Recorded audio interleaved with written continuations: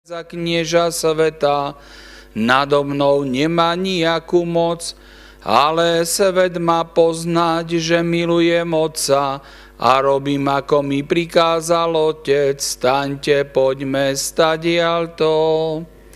Ja som pravý vinič a môj Otec je vinohradník. On každú ratolesť, ktorá na mne neprináša ovocie, odrezáva, každú, ktorá ovocie prináša, čistí, aby prinášala viac ovocia. Vy ste už čistí pre slovo, ktoré som vám povedal. Ostaňte vo mne a ja vo vás. Ako ratolesť nemôže prinášať ovocie sama od seba, ak neostane na viniči, tak ani vy, ak neostanete vo mne. Ja som vinič, vy ste ratolesti. Kto ostáva vo mne a ja v ňom, prináša veľa ovocia, lebo bezo mňa nemôžete nič urobiť. A ak niekto neostane vo mne, vyhodia ho von, ako ratolesa uschne, potom ich pozbierajú, hodia ich do ohňa a zhoria. Ak ostanete vo mne a moje slova ostanú vo vás, proste o čo chcete a splní sa vám to. Sláva Tebe, Pane, sláva Tebe. Drahí bratia, sestry, putníci, drahí diváci, v knihe Ester v Božom slove je nádherný príbeh o žene, ktorá je Židovka, o ktorú sa stará jej strýcho Mardochej, a je to začias, keď Židia sú v perskom zajatí, keď vládne kráľ Auser a on si vyberie Ester, ktorá je potom predvedená pred neho za svoju manželku a stane sa kráľovnou. A počas tejto doby Mardochej, jej strýko, je verný, pravoverný Žid, ktorý sa neskláňa pred nikým iným, iba pred Bohom. Miluje Boha a slúži Bohu. Chce zostať verný viere svojich otcov, aj keď sú zajatí, aj keď nemajú chrám, ako mali v Jeruzaleme, ale aj v zajatí je verný.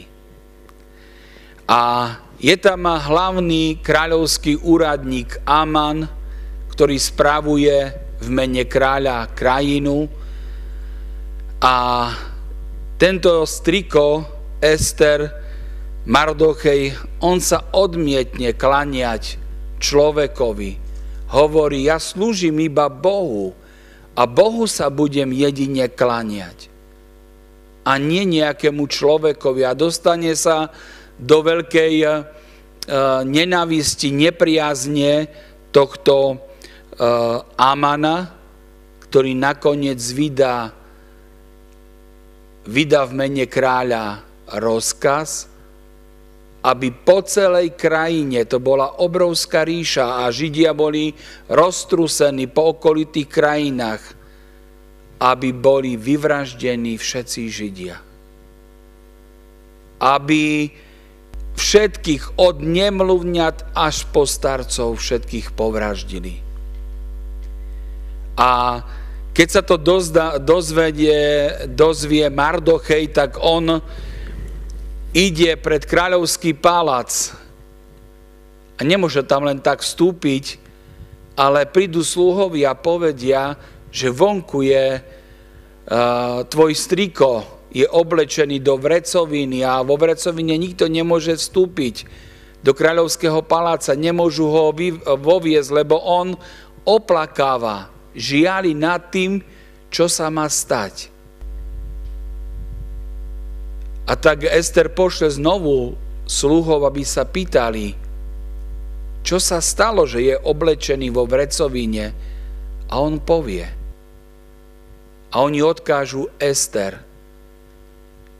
Povedia, čo vydal, aký dekret vydal Aman, že všetci majú byť pozabíjaní. A platilo, viete, také pravidlo v tom kráľovskom paláci, že aj keď Ester bola jeho manželka, aj keď bola kráľovna, nemohla vstúpiť len tak pred kráľa, kedy sa jej zachce. Lebo každý, kto vstúpil bez ohlásenia, bol na mieste popravený strážou, ktorí strážili kráľa. A Ester si toho bola vedomá, že ani ona nemusí byť ušetrená, že ju môžu hneď bez milosti popraviť a nič sa im nestane. Lebo všetci poznajú zákony a pravidla, aké sú v kráľovskom paláci. A predsa Ester poprosí strýka cez svojich sluhov. Nech všetci Izraeliti, nech sa 3 dni postia a modlia. Budem aj ja so svojimi sluhami 3 dni sa postiť a modliť a tak predstúpim pred kráľa. Aj keď nie som ohlásená. A tak sa aj stalo. Kráľovna vstúpi do komnát kráľa a hneď vojaci stráže chcú zareagovať, vyťahujú zbrane, ale kráľ ich zastaví. Nechajte ju, nech príde. A Ester pozve kráľa na večeru k nej, aj tohto Amana, hlavného úradníka, ktorý spravuje, ktorý vydal ten dekret. A na tejto hostine, na tejto večeri potom ona povie kráľovi a poprosí, lebo on vidí na nej, že je smutná, že je ubolená, že je utrápená. A Aman medzi tým na námestí pripravil žibenicu, kde rozhodol, že tohto Mardocheja ujá kráľovny Ester obesia. A kráľ vydal nariadenie, že na tú šibenicu majú popraviť Amana. A tak sa aj stalo. Bratia a sestry, prečo spomínam, viete, tento príbeh? Lebo cirkevní otcovia hovoria, a my dnes máme 13. mája, keď Panna Mária sa zjavila vo Fatime. A otcovia hovoria, že Panna Ester je taký nádherný predobraz Panny Márie. Lebo keď preložíme meno Ester, znamená hviezda. A ako hovoria deti vo Fatime, že Panna Mária vždy, keď prichádzala na tunike, na plášti, mala hviezdu. A my vidíme, viete, takú veľkú spojitosť s tým, že, viete, aj my máme Amana, tak ako mali Židia v dobe, keď, viete, silou, mocou chce zničiť teba a mňa, pripraviť o spásu. To je nepriateľ spásy. A my vidíme jednu nádhernú vec, a Panna Mária to tak nás stále pozýva na mnohých miestach, kde sa zjavovala, alebo prichádzala, alebo sa zjavuje. Vieme, že ona hovorí, že modlitbou a postom môžete zastaviť všetky vojny. Modlitbou a postom. Ten istý prostriedok použila Ester, keď prosila, aby všetci Izraeliti sa modlili a postili 3 dní a tak predstúpi pred kráľa. Lebo tak môže, viete, môžeme, poviem tak, že napomáhať Božím plánom. Lebo Panna Mária je nám daná na kríži, keď ju nám Pán Ježiš dáva a hovorí, že hľa tvoja matka. Ona stále hovorí, ja neprichádzam z vlastnej vôle, ale preto, že mi to dovolil Najvyšší. Pretože mi to dovolil Boh. Neprichádzam v svojom mene môjho syna, ktorý za vás zomrel, ktorý za vás položil život, ktorý túži vás všetkých spásiť a zachrániť. A ona na novo pozýva. Pozýva nás k obráteniu. Aby sme, viete, aj prosili dnes tak nádherne, hovorí Pán Ježiš. Už s vami nebudem veľa hovoriť, lebo prichádza knieža sveta. Nado mnou nemá nejakú moc. Nado mnou nemá nejakú moc. Ale nad nami má. Ale viete, kedy nemá moc a nebude mať moc? Keď si zvolíme pre svätú Bohorodičku za našu kráľovnu.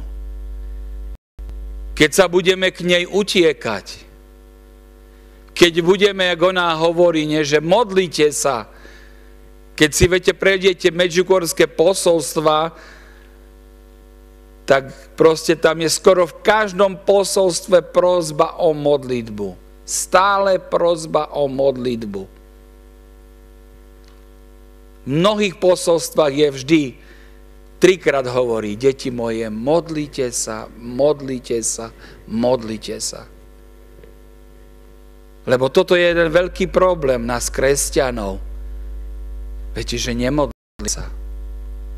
Že modlitba sa stala, viete, takou povinnosťou alebo niekedy takým niečím nutným, čo mám splniť, urobiť, aby som ešte upokojil svedomie.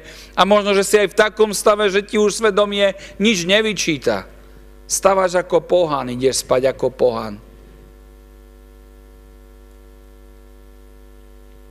A prichádzaš k Bohu iba vtedy, keď niečo horí, jak sa povie, horí pod pätami. Tak vtedy prichádzam, aby, Bože, zmiluj sa, Panna Mária, vypočuj, lebo mám problém. Tu na tomto mieste vieme, že pri poslednom zjavení Panna Mária hovorí vizionárke, že poboskaj moju nohu, ktorá rozšliapne diablovi hlavu.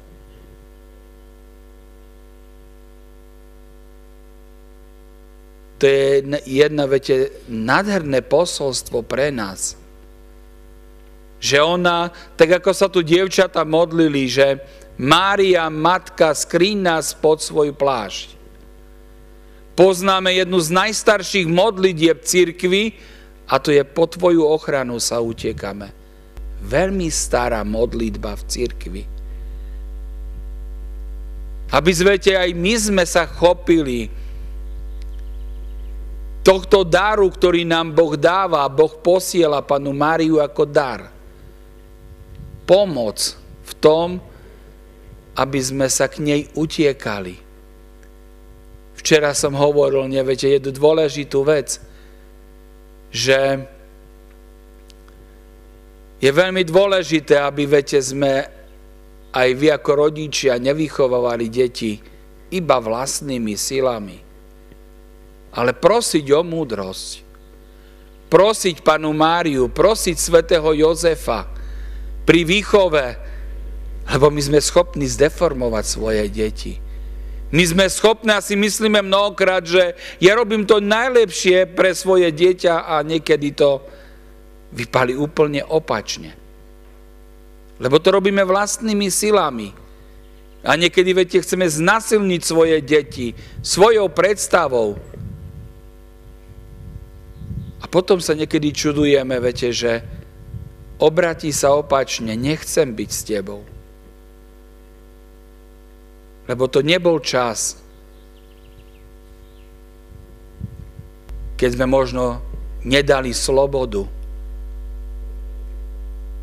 A preto, bratia a sestry, prosme dnes aj pri tejto Eucharistii, lebo Pán Ježiš hovorí takto, že kto ostáva vo mne a ja v ňom, prináša veľa ovocia, lebo bezo mňa nemôžete nič urobiť. Bez neho sa nemôžeme spasiť.